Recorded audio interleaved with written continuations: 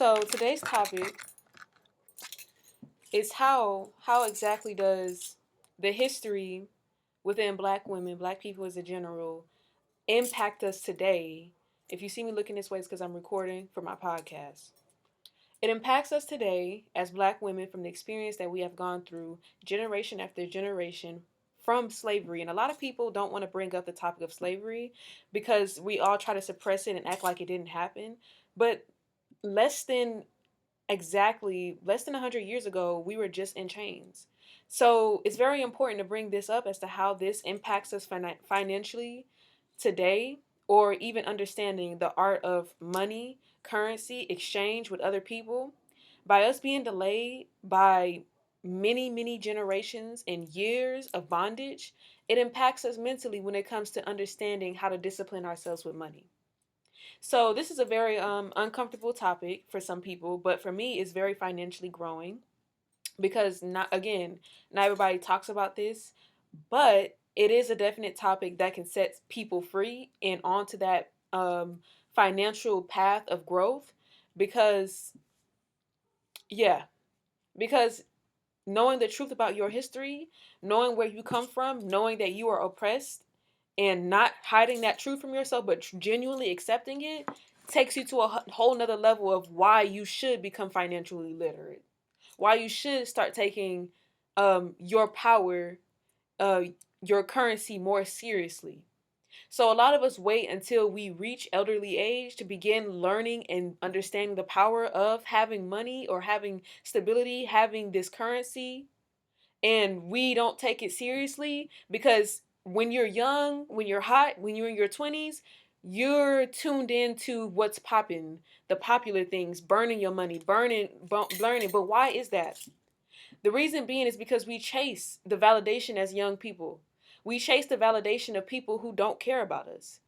Again, rewiring ourselves and going back to our history. So, as women, being number one, already suppressed in a society that's male dominated, we tend to look towards the men. Tend to look towards other females that we're in competition with for that validation and attraction. But meanwhile, that literally distracts us from our path of financial blessings and financial growth because we're so busy competing with one another. We're blowing all of our resources and making it go towards things that are so fucking unnecessary, unneeded. Meanwhile, the European, the white man, only becomes more stronger. He becomes only more smarter with how he can use, abuse, and limit us financially. Meanwhile, we're competing with one another. This is why I created the Rose Family Podcast, because it's the one thing that unifies all black women. It unifies us instead of making us compete with one another, making us fight for which man is going to give us the most validation, and it makes us come together as a whole and say, how can we connect with one another to make ourselves have better financial decisions? Because you blow your fucking money off, you blow your resources doing the most stupidest shit, but when it comes to setting up your children and your children's children for success and leaving them legacy, leaving them money, we're all so distant. We don't hold attention towards these things that are actually relevant.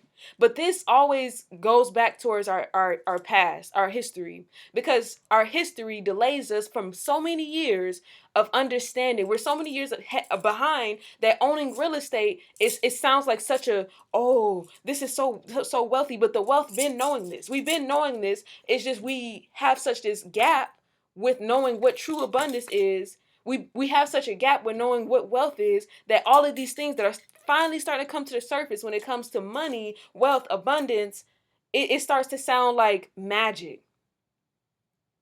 Why y'all can't do it? That's what we're doing. That's literally what we're doing as a family. But anywho, it's about us beginning to understand that money, currency, all of these different things, they're tools for us to use and master. And it's not about the physical dollar itself, it's about the currency. And if we can learn how to use these tools that we're given to expand our horizons, communicate and connect together, like one said, as a family, like I've been saying, we can expand ourselves to a whole nother level. It's all about finding those who are willing to do so. So, number one, when we go back in history and we start to learn, okay, it was even we had to sit in the back of the bus. So imagine the treatment that we had experienced mentally, spiritually, and emotionally, physically, that got us into a level of. Can y'all still hear me?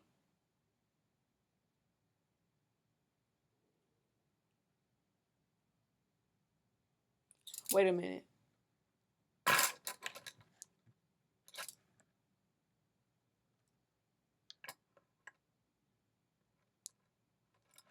My bad. But it's crazy to me. The bondage that we experience definitely leaves an impact on us today.